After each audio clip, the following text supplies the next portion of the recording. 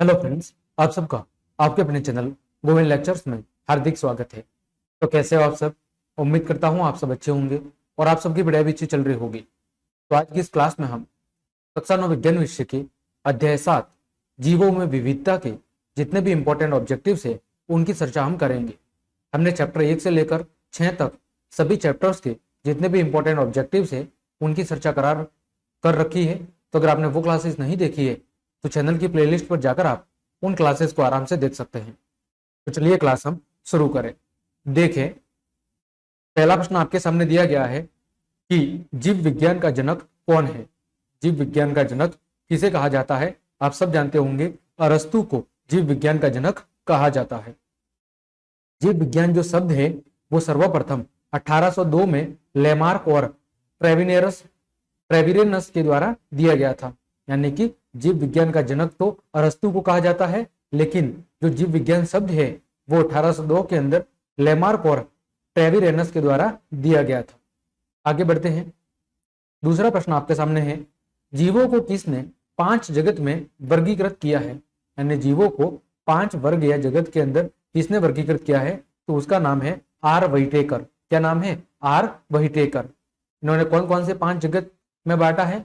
Monera जगत, protista जगत, fungi, Plantae और एनिमेलिया जगत के अंतर्गत समस्त जीव जंतुओं और पादपों को क्या किया है? वर्गीकृत किया है। आगे, निम्न में से कौन सा गुण प्रोटिस्टा जगत के सदस्यों में नहीं पाया जाता है? वो कौन सा गुण है जो प्रोटिस्टा जगत के जो सदस्य हैं उनमें नहीं पाया जाता? तो वो है केंद्रक झिल्ली का अभाव। क्योंकि जो प्रोटिस्टा जगत के जीव हैं वो कौन से होते हैं? वो यूकेरियोटिक जीव होते हैं। कौन से जीव होते हैं? यूकेरियोटिक। मतलब इनमें स्पष्ट रूप से केंद्रक पाया जाता है और साथ ही साथ केंद्रक झिल्ली भी पाई जाती है। तो ये कथन क्या है? प्रोटिस्टा जो जगत है उसके संदर्भ में गलत है। बाकी कूटपाद होते हैं, कोशिकांग भी होते हैं और प्रकाश संश्लेषण की क्रिया भी प्रोटिस्टा जगत के सदस्यों में होती है। तो ऑप्शन नंबर ये आपका गलत है। देखिए, ये लिखा गया है प्रोटिस्टा जगत के जीवों के जो लक्षण हैं वो क्या क्या होते हैं उनको मैंने यहाँ पर बताया है। तो पहला लक्षण है, इस जगत के जो जीव हैं कैसे होते हैं? एक कोशिकीय।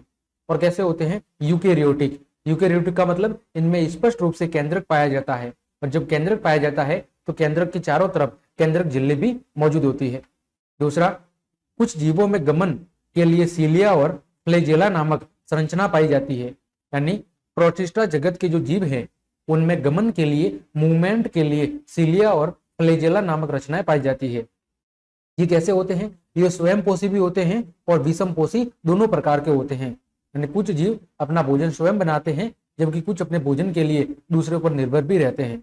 इसके अगर हम उदाहरण की बात करें, एक कोशिकीय शैवाल, डाइएटम और प्रोटोजोआ, ये प्रोटिस्टा जगत के जीवों के उदाहरण है। उम्मीद करता हूं आपको समझ में आया होगा। आगे बढ़ते हैं। फफूंद के एक कोशिकीय या बहुकोशिकीय जटिल तंतुनुमा शरीर को संयुक्त करने के लिए क्या पाया जाता है? यानी जो फफूंद होता है, फफूंद वर्ग के जो जीव है वो चाहे एक कोशिकीय हो या चाहे बहुकोशिकीय हो, तो उनका जो तंतुनुमा शरीर होता है उसको संयुक्त करने के लिए यानी जोड़कर रखने के लिए उनमें क्या पाया जाता है? तो उनमें एक संरचना पाई जाती है जिसे कहते हैं हाइफी। क्या कहते हैं? हाइफी। ये इस फफूंद के जो तंतुनुमा संरचना है या जो तंतुनुमा शरीर है उसको संयुक्त रूप से यानी जोड़कर रखने का काम करती है। अगला प्रश्न है आपका, फंजाई जगत के जीवों के जो लक्षण हैं उनकी हम चर्चा कर लेते हैं। तो ये कैसे होते हैं? ये विषम पोषी होते हैं और यूकेरियोटिक जीव होते हैं, अपने भोजन के लिए दूसरों पर निर्भर करते हैं। कैसे होते हैं? यूकेरियोटिक, यानी स्पष्ट रूप से केंद्रक पाया जाता है। ये कैसे होते हैं? मर्तजीवी। मर्तजीवी का मतलब है अपने पोषण के लिए ये मरे हुए जीवों पर निर्भर करते हैं, यानी अपना पोषण सड़े गले कार्बनिक पदार्थों से प्राप्त करते हैं। इनमें से कई सारे जो जीव है वो बहुकोशिकीय क्षमता वाले होते हैं। फंजाई और कवक में काइटिन नामक जटिल शर्करा की बनी हुई कोशिका भित्ति पाई जाती है। इसकी काइटिन नामक जटिल शर्करा की कोशिका भित्ति पाई जाती है। यह प्रश्न कई बार पूछा गया है कि जो फंजाई जगत के जीव है या जो कवक है उनकी जो कोशिका भित्ति होती है वो किस पदार्थ की बनी होती है? तो वो बनी होती है काइटिन नामक जटिल शर्करा की। आगे बढ़ते हैं। उदाहरण अगर हम बात करें फंजाई जगत की, तो जैसे हीस्ट और मशरूम, म्यूकर, पेनिसिलियम, एस्परजिलस, और फ्यूजेरियम आदि। इनमें से ये प्रश्न कई बार पूछा जाएगा कि यस्ट, मशरूम या म्यूकर कौन सी वर्ग का है, तो ये फफूंद या फंजाई जगत के क्या है, जीव है। इसके अलावा लकड़ी पर पाए जाने वाले मेरुलियस लैक्रीमेस, ये भी फंजाई जगत का उदाहरण है। फिर गोबर पर उगने वाले पाइलोबोलस या सोर्डेरिया, ये भी फंजाई जगत के उदाहरण है। और वसा में उगने वाले यूरोटियम और पेनिसिलियम की जो जातियां हैं, ठीक है, ये भी इसी फंजाई जगत के क्या है, उदाहरण है। तो ये सब चीजें मैंने चैप्टर की व्याख्या के दौरान बहुत अच्छे से समझा रखी है। तो आपसे रिक्वेस्ट है कि चैप्टर की व्याख्या जरूर देख ले। इसके बाद मैंने पाठ के भीतर दिए गए प्रश्न और अभ्यास प्रश्नों को भी बहुत अच्छे से सॉल्व करा रखा है। उसकी लिंक मैं वीडियो के डिस्क्रिप्शन में दे दूंगा, या फिर चैनल की प्लेलिस्ट पर जाकर आप उन क्लासेस को आराम से देख लें, ताकि इन एमसीक्यू की क्लास को समझने में आपको किसी भी प्रकार की कोई दिक्कत ना हो। आगे बढ़ते हैं। निम्न में से कौन फफूंद जगत का सदस्य नहीं है? कौन नहीं है? म्यूकर है, यीस्ट भी है, पेनिसिलियम भी है। तो ये जो लिखा हुआ है एक्टियोमाइसिटीज, ये इस फफूंद जगत का सदस्य नहीं है। तो ऑप्शन डी आपका सही जवाब होगा। निम्न में से एक क्रिप्टोगैम्स का सदस्य नहीं है। तो क्रिप्टोगैम्स के जो सदस्य हैं वो कौन नहीं है? तो जो जिम्नोस्पर्म है वो क्रिप्टोगैम्स का सदस्य नहीं है। अब जो क्रिप्टोगैम्स और जो फेनरोगैम है, उन दोनों में अंतर क्या होता है? तो क्रिप्टोगैम में जो बीज हैं वो बीज रहित पौधे होते हैं। कैसे होते हैं? पौधे बीज रहित, यानी उनमें बीज नहीं होता, और पौधे जैसे जीव होते हैं। और जीव कैसे होते हैं? पौधे जैसे होते हैं। जबकि जो फेनरोगैम है उसमें बीज वाले पौधे होते हैं। ठीक है, आगे बढ़ते हैं और हम समझते हैं कि ये क्रिप्टोगैम आखिर होता क्या है। ठीक है, आगे इसी बारे में बात की गई है कि जो पादप समुदाय है उसको दो उप समुदायों में विभाजित किया जा सकता है। जो पादप समुदाय है उसको फिर से दो सब कैटेगरी में डिवाइड किया गया है। एक है क्रिप्टोगैम और दूसरा है फेनरोगैम। अब इन दोनों में क्या अंतर होता है वो देखें। तो क्रिप्टोगैम के अंदर बीज रहित पौधे और पौधे जैसे जीव होते हैं, जबकि फेनरोगैम में बीज वाले पौधे होते हैं। ठीक है, फेनरोगैम को हम आगे दो वर्गों में फिर से बांट सकते हैं, एक जिम्नोस्पर्म और एक एंजियोस्पर्म। इसके बारे में हम आगे और किसी प्रश्न में चर्चा करेंगे कि जिम्नोस्पर्म और एंजियोस्पर्म क्या होते हैं। ठीक है, अभी आपको इतना समझा है कि जो क्रिप्टोगैम है उसमें बीज रहित पौधे और पौधे जैसे जीव होते हैं, जबकि फेनरोगैम के अंदर जो पौधे होते हैं वो कैसे होते हैं? वो बीज वाले होते हैं। और फेनरोगैम को फिर से दो कैटेगरी में डिवाइड किया गया है, एक जिम्नोस्पर्म और एक एंजियोस्पर्म। आगे बढ़ते हैं। क्रिप्टोगैम के बारे में और लिखा हुआ है कि वे जीव जिनमें जननांग कैसे होते हैं? अप्रत्यक्ष होते हैं। जननांग का मतलब जो जनन अंग, वो कैसे होते हैं? अप्रत्यक्ष होते हैं। और इनमें बीज उत्पन्न करने की क्षमता नहीं होती है। अतः इन्हें क्या कहते हैं? यानी इन्हें क्रिप्टोगैम कहते हैं। क्रिप्टोगैम के उदाहरण कौन कौन से हैं? थैलोफाइटा, ब्रायोफाइटा और टेरिडोफाइटा, ये तीनों क्रिप्टोगैम के उदाहरण हैं। ठीक है, चलिए आगे बढ़ते हैं। निम्न विकल्पों में से एक जिम्नोस्पर्मी नहीं है। इनमें से कौन है जो जिम्नोस्पर्मी नहीं है? तो वो है द्विबीजपत्री, ये जिम्नोस्पर्मी नहीं है।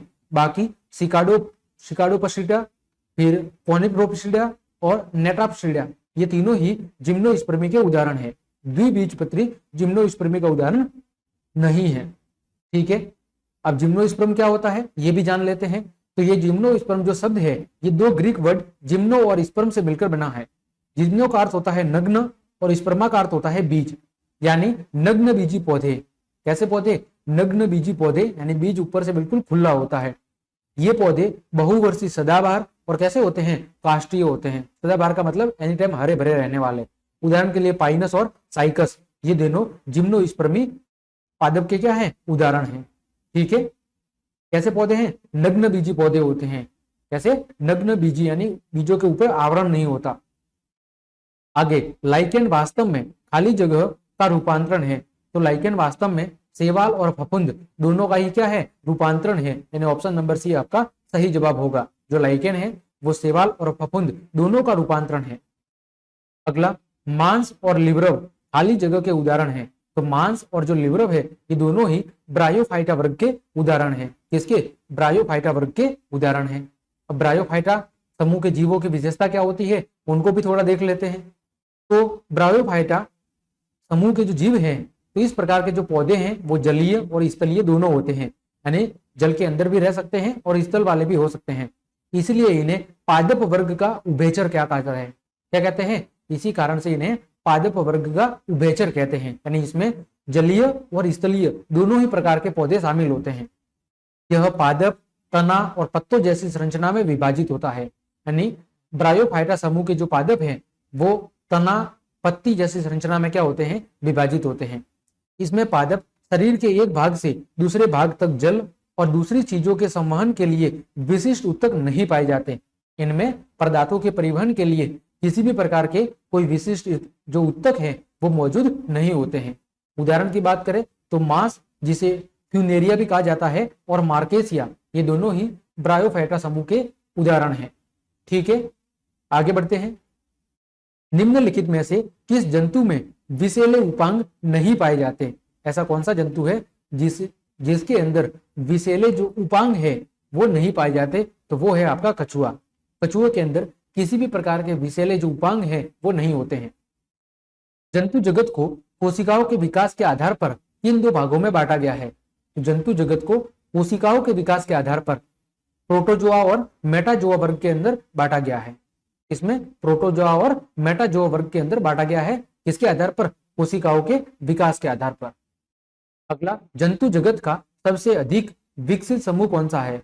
तो उसका सही जवाब होगा मत्स्य वर्ग जंतु जगत का सबसे अधिक विकसित समूह है। अगला, एनेलिडा में पाया जाने वाला उत्सर्जित तंत्र को क्या कहते हैं?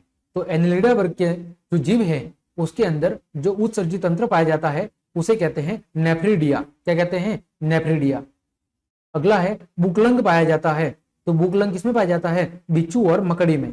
किसमें? बिच्छू और मकड़ी में क्या पाया जाता है? बुकलंग। अब ये क्या होता है? बुकलंग होता है पुस्तक के समान फेफड़े, पुस्तक के समान जो फेफड़े हैं उस संरचना को कहते हैं बुकलंग, और ये पाया जाता है मकड़ी और बिच्छू के अंदर। ठीक है, आगे बढ़ते हैं। पक्षियों और मेंढकों के रक्त की प्रकृति कैसी होती है? तो इन दोनों के रक्त की जो प्रकृति है वो कैसी होती है? असमान होती है, अलग अलग होती है। समुद्री घोड़ा किस वर्ग का प्राणी है?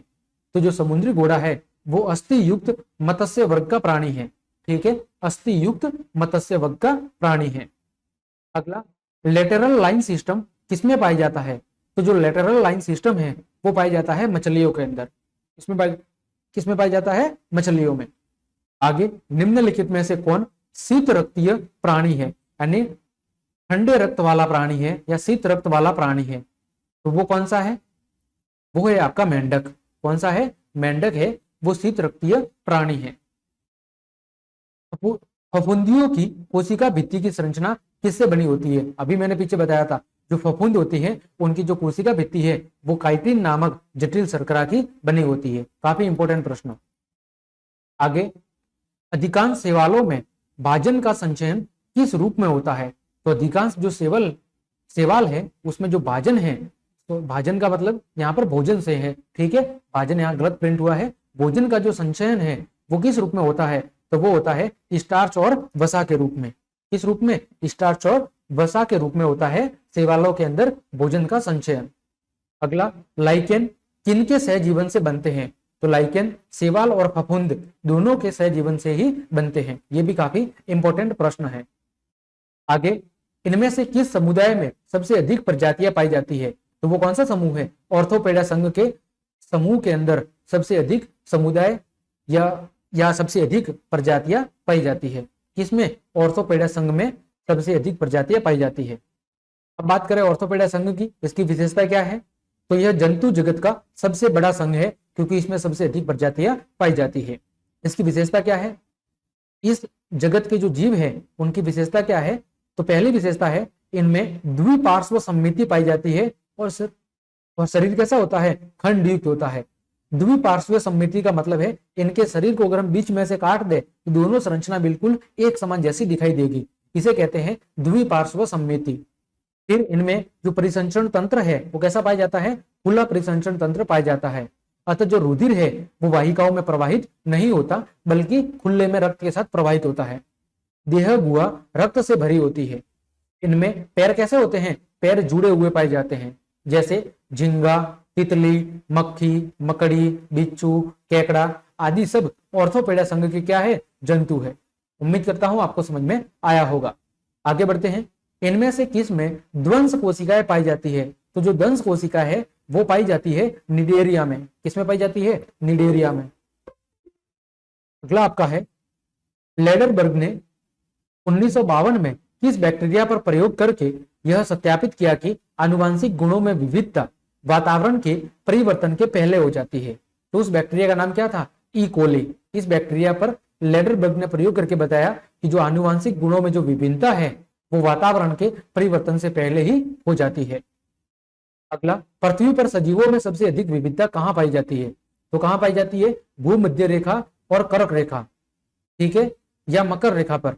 तो कर्क रेखा और मकर रेखा, कर्क रेखा कौन सी है? 23.5 डिग्री उत्तरी अक्षांश, ये क्या है? कर्क रेखा है। और 23.5 डिग्री जो दक्षिणी अक्षांश है वो क्या है? मकर रेखा। तो इन दोनों के जो बीच में है वहां पर सबसे अधिक विविधता देखने को मिलती है। जो कर्क रेखा है वो राजस्थान में से गुजरती है, राजस्थान के डूंगरपुर और बांसवाड़ा से होकर गुजरती है, जबकि भारत के कितने 8 राज्यों से होकर कर्क रेखा गुजरती है। ये मैंने ज्योग्राफी की क्लास में बहुत अच्छे से बताया है। आगे, वंश वृक्ष की मदद से खाली जगह को दर्शाते हैं। तो जो वंश वृक्ष है उसकी मदद से हम वर्गीकरण और जैव विकास दोनों को ही क्या करते हैं? दर्शाते हैं। वंश वृद्धि के अनुसार जंतु जगत का कौन फाइलम मोलस्का के बाद परंतु ऑर्थोपेडा के पहले आता है? जंतु जगत का कौन फाइलम मोलस्का के बाद परंतु ऑर्थोपेडा के पहले आता है? तो वो जगत है एनेलिडा, ठीक है, जो कि फाइलम मोलस्का जगत के बाद और ऑर्थोपेडा जगत के पहले आता है। अगला है, वर्गीकरण के शुरू में यानी वर्गीकरण की शुरुआत में लाल रक्त कणिका रखने वाले जंतुओं को किस समूह में रखते थे? तो उस समय जो आरबीसी रखने वाले जंतु है, लाल रक्त कणिका रखने वाले जंतु है, उनको एनीमिया जगत के अंदर रखा गया था। युग्लिना को किस जगत में रखा जाता है? तो युग्लिना जीव को प्रोटिस्टा जगत के अंदर रखा जाता है।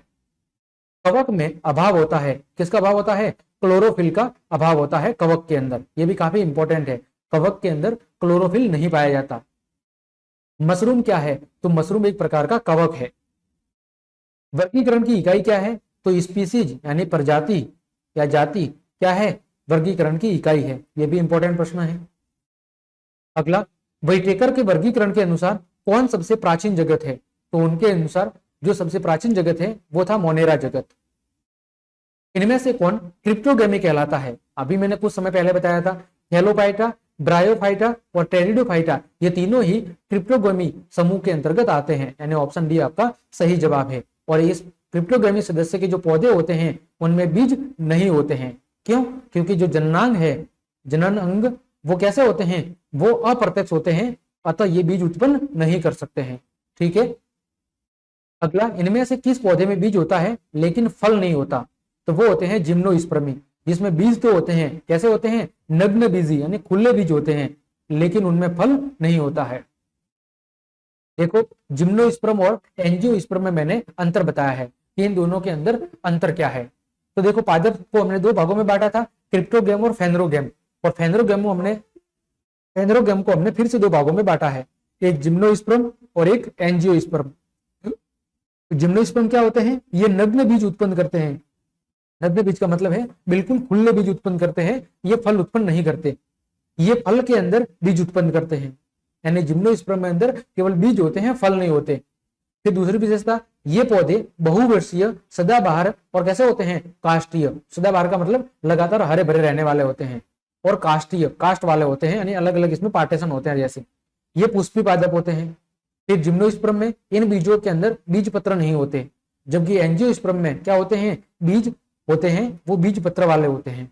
जिम्नोस्पर्म के उदाहरण की बात करें तो पाइनस और साइकस, जबकि एंजियोस्पर्म की बात करें तो पेपियोपेलिडियम और हाइपोमिया, ये एंजियोस्पर्म के उदाहरण हैं। इसकी चर्चा मैंने चैप्टर की व्याख्या में बहुत अच्छे से करा रखी है, तो आपसे रिक्वेस्ट है कि एक बार चैप्टर की व्याख्या वाली क्लास जरूर देखें। इसने सर्वप्रथम द्विनाम पद्धति प्रस्तावित की थी। तो जो द्विनाम पद्धति है वो सर्वप्रथम प्रस्तावित की गई थी लिनियस के द्वारा। अगला, इनमें से कौन न तो प्रोकैरियोटिक है और न ही यूकैरियोटिक है?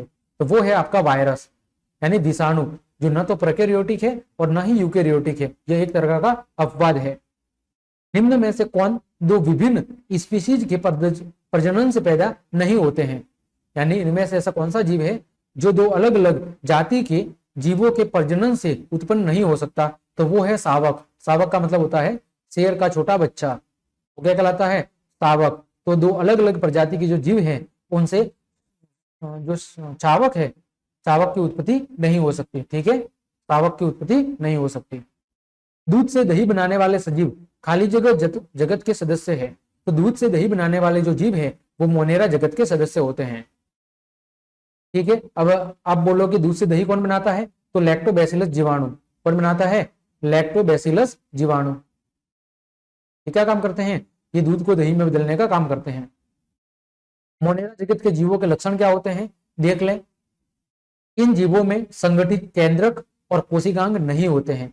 केंद्रक और कोशिकांग नहीं होते, यानी ये प्रोकैरियोटिक प्रकार के जीव होते हैं। कैसे होते हैं? प्रोकैरियोटिक प्रकार के जीव होते हैं। इनका शरीर बहुकोशिकीय नहीं होता, यानी ये एक कोशिकीय जीव होते हैं। कुछ जीवों में कोशिका भित्ति पाई जाती है, लेकिन और कुछ जीवों में कोशिका भित्ति नहीं पाई जाती। इनकी कोशिका कैसे होती है? प्रोकैरियोटिक होती है। ये स्वयं पोषी और विषम पोषी दोनों प्रकार के हो सकते हैं। उदाहरण की बात करें, जीवाणु, नीलहरित शैवाल, साइनोबैक्टीरिया, माइकोप्लाज्मा आदि सब मोनेरा जगत के जीव हैं। ठीक है, आगे बढ़ते हैं। न्यूमोनिया, टीबी, कोढ़ रोग पैदा करने वाले जीव खाली जगह जगत के सदस्य है। तो ये सब मोनेरा जगत के ही क्या है? सदस्य है। खाली जगह जगत के सदस्य यूकेरियोटिक नहीं होते हैं। तो मोनेरा जगत के जो सदस्य हैं वो यूकेरियोटिक नहीं होते हैं। बाकी प्रोटिस्टा, फफूंद और पादप, इन तीनों जगत के जो सदस्य हैं वो यूकेरियोटिक होते हैं। अगला, वर्गीकरण के उपयोग में आने वाले अधिक पदों का सर्जन लिनियस ने किया था, परंतु हैकेल ने खाली जगह पद का सर्जन किया था। तो हैकेल ने फाइलम शब्द का क्या किया था? या फाइलम पद का सर्जन किया था। इस जीव में स्वयं पोषी और परपोषी दोनों प्रकार के पोषण पाए जाते हैं। तो जीवाणु के अंदर स्वयं पोषी और परपोषी दोनों ही प्रकार की पोषण प्रक्रिया पाई जाती है। इनमें से कौन पुष्पीय पौधे हैं?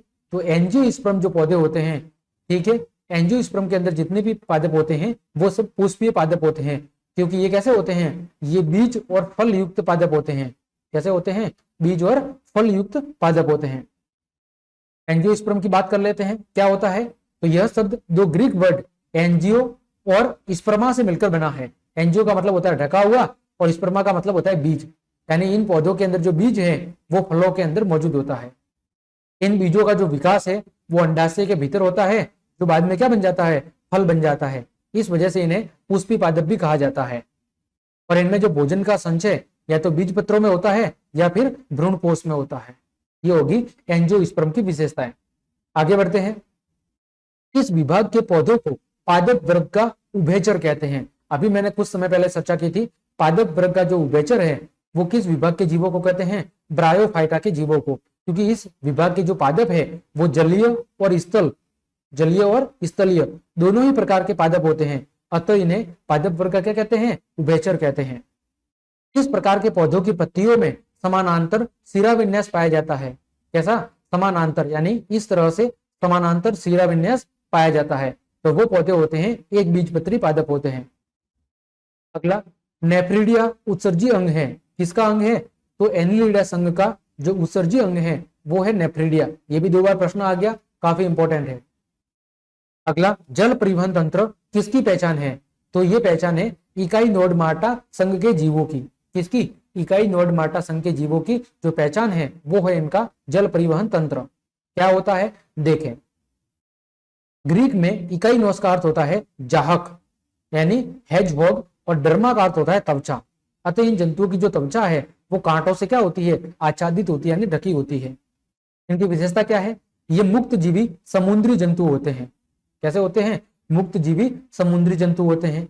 ये देह गुहा युक्त त्रिकोरिक जंतु है, यानी इस तरह से संरचना पाई जाती है, इस तरह की त्रिकोणात्मक। इनमें विशिष्ट जल संवहन नाल तंत्र पाया जाता है, जो उनके चलन में क्या करता है? सहायक होता है। ये काफी इंपॉर्टेंट पॉइंट है।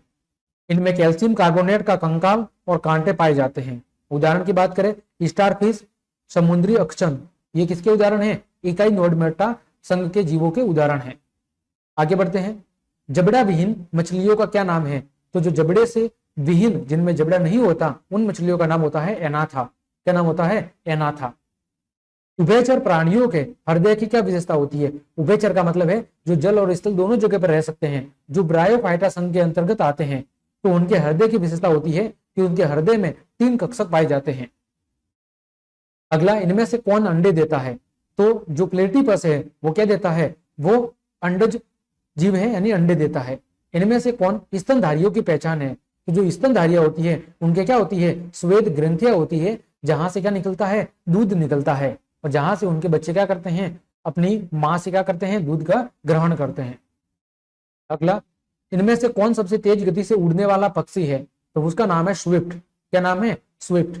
और सबसे छोटा पक्षी कौन सा होता है? Humming bird. समुद्री खीरा जंतु जगत के किस फाइलम का सदस्य है? तो जो समुद्री खीरा है वो इकाइनोडर्माटा संघ का सदस्य है।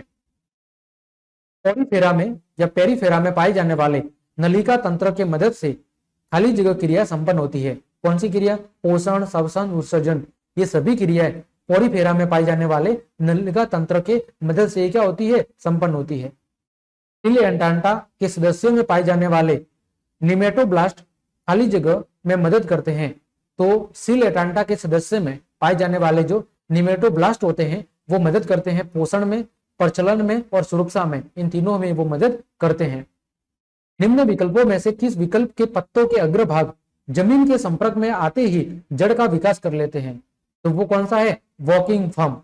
ठीक है, इसके जो पत्ते होते हैं उस पत्तों का जो अग्रभाग है जब जमीन को टच कर लेता है तो वो क्या करता है? वो जड़ के रूप में परिवर्तित हो जाता है। ठीक है, अगला, द्विबीजपत्री और एक बीजपत्री पादप जगत के किस समूह के 2 वर्ग है? किसके 2 वर्ग है? एंजियोस्पर्म के 2 वर्ग है। ठीक है, एंजियोस्पर्म जो वर्ग है उसके अंदर फिर से 2 भाग होते हैं, एक बीजपत्री पादप और एक द्विबीजपत्री पादप। एंजियोस्पर्म के अंदर जो बीज है वो किसके अंदर होते हैं? फल के अंदर होते हैं, और सारे जो पुष्पीय पादप होते हैं वो सारे पुष्पीय पादप एंजियोस्पर्मी वर्ग के अंतर्गत आते हैं। अगला, निम्न विकल्पों में से कौन द्विबीजपत्री एंजियोस्पर्म का गुण नहीं है? फूलों का 4-5 के समूह में रहना होता है, एक प्रकार का जड़ होना, सतह है, तना ठोस होना, तीनों विशेषता है। तो पत्तों में सिराओं का जो समांतर होता है ये विशेषता नहीं होती है। तो ऑप्शन नंबर बी आपका सही जवाब है। खाली जगह स्तनपायी है परंतु प्रजनन में अंडा नहीं क्या देते हैं? अंडा देते हैं। तो वो है डक बिल प्लेटिपस। ये स्तनपायी होने के बावजूद भी प्रजनन में क्या देते हैं? अंडा देते हैं। ये काफी इंपॉर्टेंट प्रश्न है, यानी एक प्रकार का अपवाद है। अगला, ब्रायोफाइटा के अंतर्गत है साइकस, सरसों, गेहूं और मांस। तो मांस। इनमें से कौन संवहनी पौधे हैं? वो कौन है? फर्न। ठीक है, अगला, वे पौधे जिनका शरीर जड़, तना और पत्तियों में विभेदित नहीं रहता है उन्हें क्या कहते हैं? उन्हें थैलस कहते हैं। जिनका शरीर जड़, तना और पत्तियों में विभेदित नहीं होता, यानी पूरा पादप बिल्कुल समान संरचना में होता है। हम ये नहीं बता सकते कि कौन सा जड़ है, कौन सा तना है और कौन सा पत्तियों वाला भाग है। ठीक है, आगे बढ़ते हैं। इनमें से कौन बहुकोशिकीय जीव है? तो बहुकोशिकीय जीव कौन है? स्पाइरोगोयरा इसमें से बहुकोशिकीय जीव है। बाकी अमीबा, यूग्लिना और क्लेमाइडोमोनास ये तीनों ही एक कोशिकीय जीव है। तो इसका सही जवाब होगा ऑप्शन नंबर सी। उभयचर वर्ग, ठीक है, उनके जंतु अनियत तापी होते हैं। अनियत तापी का मतलब है उनका जो टेम्परेचर है वो क्या होता है? वो नियत नहीं होता, बदलता रहता है। अतः उनमें क्या पाया जाता है? ग्रीष्म मौसम में इतने एस्टिवेशन होता है, शीत मौसम में इन्हें हाइबरनेशन होता है। ग्रीष्म मौसम में इनमें एस्टिवेशन, परंतु शीत मौसम में इनमें क्या होता है? हाइबरनेशन होता है। ये ऑप्शन सही है। ठीक है, नाखून युक्त 5 उंगलियों वाले पैर जंतु जगत के सर्वप्रथम किस वर्ग के सदस्यों का प्रमुख गुण है? तो वो कौन सा सदस्य है? वो है कौन से वर्ग का? रेप्टिलिया वर्ग का सदस्य है, जिसमें नाखून युक्त 5 अंगुलियों वाले पैर पाए जाते हैं। अगला, जंतु जगत के किस वर्ग के सदस्यों के हृदय में 2 आलिंद और 2 निलय होते हैं? तो पक्षियों और स्तनपायी वर्ग के जीवों में 2 आलिंद और 2 निलय होते हैं हृदय के अंतर्गत, जिसमें मनुष्य भी शामिल है। जंतु जगत के किस फाइलम के सदस्यों में आहार नल होता है परंतु शरीर गुहा और गुदा द्वार नहीं होता? तो वो होता है प्लेंटीहेल्मिथिन्स वर्ग के सदस्यों में। उनमें आहार नाल तो होता है परंतु शरीर गुहा और गुदा द्वार नहीं होते हैं। जंतु जगत के किस फाइलम के सदस्यों में शरीर की लंबाई कोशिका की लंबाई की वृद्धि पर निर्भर करती है, न कि कोशिका के विभाजन पर? तो वो कौन से जीव हैं? वो है एस्केलमिथीस। एस्केलमिथीस फाइलम या एस्केलमिथीस वर्ग के जो सदस्य हैं उनके शरीर की जो लंबाई है वो कोशिका की लंबाई की वृद्धि पर निर्भर नहीं करती। किस पर निर्भर करती है? कोशिका की लंबाई की वृद्धि पर निर्भर करती है, न कि कोशिका के विभाजन पर। जंतु जगत के खाली जगह फाइलम के सदस्यों में शरीर में गुहा तो होती है परंतु शरीर गुहा नहीं होती। तो वो कौन से सदस्य है? ओरिफेरा, सिलिएंट्राटा और ऑर्थोपेडा। इन तीनों के अंदर क्या होता है? शरीर में गुहा तो होती है लेकिन शरीर गुहा नहीं होती है। जंतु जगत के फाइलम के सदस्यों में पादप मासल होता है। तो वो किसमें होता है? मोलस्का संघ के पादपों में होता है या जंतुओं में। अगला है मोलस्का संघ के जंतु की विशेषता क्या होती है? इनमें भी द्विपार्श्व सममिति पाई जाती है। इनके शरीर को अगर हम ऊपर से नीचे की ओर लंबवत दो भागों में काट दे तो दोनों भाग बिल्कुल बराबर दिखेंगे। इनमें देह गुहा बहुत कम होती है और शरीर में थोड़ा क्या होता है? विखंडन होता है। अधिकांश मोलस्का संघ के जंतु है उनमें सुरक्षा हेतु कवच पाया जाता है। इनमें खुला संवहन तंत्र और उत्सर्जन के लिए गुर्दे जैसी संरचना भी पाई जाती है। उदाहरण के लिए घोंगा और सीप, ये क्या है? मोलस्का संघ के जंतुओं के उदाहरण है। अगला, मछलियों के गलफड़े का परजीवी कौन है? तो वो कौन है? ग्लोसीडियम। ये मछलियों का जो गलफड़े हैं उनका परजीवी है। जैव विकास की अवधारणा को सबसे पहले अपनी पुस्तक द ओरिजिन ऑफ स्पीसीज में किसने दिया था? चार्ल्स डार्विन ने दिया था। ये काफी इंपॉर्टेंट प्रश्न है। अगला, प्राचीन काल में जीवों का वर्गीकरण उनके स्थल, जल और वायु में रहने के आधार पर किसने किया था? तो वो किया था अरस्तु ने, जिसे जीव विज्ञान का जनक भी कहते हैं। जीव के लक्षण का क्या तात्पर्य है? जीवों का कोई विशिष्ट रूप, जीव का कोई विशिष्ट कार्य या जीव का आवास। तो जीव के लक्षण का मतलब है जीव का कोई विशिष्ट रूप और जीव का कोई विशिष्ट कार्य, यानी ऑप्शन नंबर डी आपका सही जवाब है। किन किन वैज्ञानिकों ने सारे सजीवों को जगत नामक बड़े वर्गों में विभाजित करने का प्रयास किया था? अर्नेस्ट हैकेल ने, रॉबर्ट व्हाइटेकर ने और पॉल वॉर्स ने। इन तीनों ने सारे जितने भी सजीव हैं उन सबको जगत नामक एक बहुत बड़े वर्ग में विभाजित करने का प्रयास किया था। तो ऑप्शन नंबर डी आपका सही जवाब। व्हाइटेकर द्वारा प्रस्तावित वर्गीकरण में कौन कौन से जगत हैं? मोनेरा और प्रोटिस्टा, फंजाई, प्लांटी और एनिमेलिया, उपरोक्त सभी हैं। अगला, विभिन्न स्तरों पर जीवों को उप समूहों में वर्गीकृत किया गया है। पादप में उप समूह क्लास किन दो उप समूह के बीच आती है? किसके बीच में आती है? डिवीजन और गण के बीच में। वॉस ने अपने वर्गीकरण में मोनेरा जगत को किस में बांट दिया था? किसमें बांट दिया था? ऑर्किबैक्टीरिया में, यू बैक्टीरिया में और साइनोबैक्टीरिया में। तो तीनों के अंदर उन्होंने बांट दिया था। सॉरी, ए और बी में बांटा था। ठीक है, ए और बी के अंदर उन्होंने बांटा था मोनेरा को, ऑर्किबैक्टीरिया और यूके बैक्टीरिया। इन जीवों को हम एक जाति के जीव कहेंगे? जीव जो बाहरी रूप से काफी समान हो और जीव जो आपस में जनन कर सके, ये दोनों विशेषता उनमें होनी चाहिए, तभी हम उनको एक जाति के सदस्य कह सकते हैं। वर्गीकरण की आधारभूत इकाई क्या है? तो वो है जाति या स्पीसीज। मोनेरा की कौन कौन सी विशेषता है? इनमें संगठित केंद्रक और कोशिकांग नहीं होते हैं, सही बात है। इनमें संगठित केंद्रक और कोशिकांग होते हैं, ये गलत है। जीव एक कोशिकीय होते हैं, सही बात है, यानी ए और सी कथन सही है। ऑप्शन नंबर डी आपका सही जवाब है। निम्न में से मोनेरा कौन कौन से हैं? जीवाणु, नीलहरित शैवाल, माइकोप्लाज्मा। तो सभी मोनेरा जगत के ही जीव है। प्रोटिस्टा में गमन के लिए कौन सी संरचना पाई जाती है? सीलिया, फ्लैजेला, ट्यूब फिट। तो सीलिया और फ्लैजेला नामक संरचना पाई जाती है। फंजाई कैसा जीव है? विषमपोषी है, यूकेरियोटिक है और मर्तजीवी है। उपरोक्त सभी प्रकार की विशेषता इसमें होती है। निम्न में से प्रोटिस्टा कौन कौन से हैं? एक कोशिकीय शैवाल, डायएटम और प्रोटोजोआ, ये सब प्रोटिस्टा जगत के सदस्य हैं। लाइकेन किन दो सहजीवी जीवों से मिलकर बना होता है? तो कवक और शैवाल से। प्लांटी जगत की विशेषता क्या है? बहुकोशिकीय होता है, यूकेरियोटिक होता है, स्वयंपोषी होता है और प्रकाश संश्लेषण की क्रिया करते हैं, यानी उपरोक्त सभी। प्लांटी जगत को कितने भागों में बांटा है? 5 भागों में। कौन कौन सा? थैलोफाइटा समूह, ब्रायोफाइटा समूह, टेरिडोफाइटा, जिम्नोस्पर्म और एंजियोस्पर्म। प्लांटी जगत को इन 5 वर्गों के अंदर बांटा गया है, जिनकी व्याख्या मैंने चैप्टर की व्याख्या के दौरान बहुत अच्छे से चित्र के साथ करके बताई है। प्लांटी के किस वर्ग को शैवाल कहा जाता है? तो थैलोफाइटा को शैवाल भी कहा जाता है। प्लांटी को कौन कौन से वर्गों में बांटा जा सकता है? तो थैलोफाइटा में, ब्रायोफाइटा में, टेरिडोफाइटा में, उपरोक्त सभी। तो ये पांचों ही प्लांटी जगत के वर्ग है। अगला आपका प्रश्न है, जीवों के वर्गीकरण के लिए निम्नलिखित में से कौन सा मापदंड नहीं है? जीव का शरीर डिजाइन हो सकता है, अपने स्वयं के भोजन का उत्पादन करने की क्षमता भी हो सकता है। झिल्ली से बंधे नाभिक और कोशिका अंग ये भी हो सकते हैं। पौधे की ऊंचाई ये मापदंड नहीं हो सकता।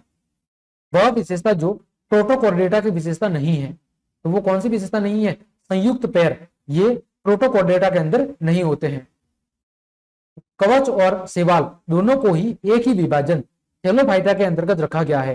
क्या कारण है कि दोनों को एक ही समूह क्या कारण है कि दोनों एक ही समूह को साझा करते हैं?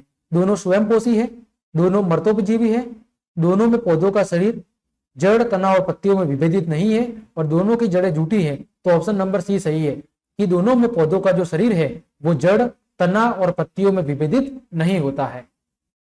अगला, जीवों की विभिन्न प्रजातियों को समानताओं और असमानताओं के आधार पर एक साथ समूहीकृत किया गया है, जिसे हम वर्गीकरण के रूप में जानते हैं। यह जीवों के आसान अध्ययन में मदद करता है। निम्नलिखित में से कौन जीवों के वर्गीकरण का लाभ नहीं है? यानी इनमें से ऐसा कौन सा ऑप्शन है जो वर्गीकरण का फायदा नहीं है, वर्गीकरण की सही जानकारी नहीं देता है? यह जीवों के विभिन्न समूहों के बीच अंतर संबंध को समझने में मदद करता है। बिल्कुल सही बात है। यह पौधों और जानवरों के भौगोलिक वितरण का अध्ययन करने में मदद करता है। सही बात है। यह जीवों की परमाणु संरचना का अध्ययन करने में मदद करता है। यह गलत है। बाकी ऑप्शन ए, बी और डी सही है। ऑप्शन नंबर सी आपका सही आंसर होगा, यानी ये वर्गीकरण के बारे में गलत कथन कहा गया है। अगला, द्विकोष्ठीय हृदय पाया जाता है। किसमें पाया जाता है? मछली के अंदर। त्रिकोष्ठीय हृदय किसमें पाया जाता है? सांप में, मेंढक में, छिपकली में, तो तीनों में पाया जाता है। चार कोष्ठीय हृदय किसमें पाया जाता है? मगरमच्छ में और मनुष्य में। चार कोष्ठीय हृदय पाया जाता है, मनुष्य में पाया जाता है। पक्षी वर्ग का जंतु कौन नहीं है? तो चमगादड़ पक्षी वर्ग का जंतु नहीं है, ये स्तनपायी वर्ग का जंतु है। अंडज है, इनमें से अंडज कौन है? मछली, मेंढक, सांप, तीनों ही अंडज है। शिशु को जन्म कौन देते हैं? स्तनपायी शिशु को जन्म देते हैं। गर्म रुधिर वाला जंतु कौन सा है? गोरे या गर्म रुधिर वाला जंतु है। शीत रुधिर वाला जंतु कौन सा है? मेंढक है। तो इस प्रकार हमने आपके अध्याय 7 के जितने भी इंपॉर्टेंट ऑब्जेक्टिव्स बन रहे थे उन सभी की चर्चा बहुत अच्छे से कर ली है। उम्मीद करता हूं सभी प्रश्न आपको अच्छे समझ में आए होंगे। तो क्लास देखने के लिए आप सभी को धन्यवाद। यदि आपको मेरी मेहनत और क्लास पसंद आई है तो फिर लाइक, कमेंट, शेयर और सब्सक्राइब जरूर करें। आज के लिए इतना ही। जय हिंद, जय भारत।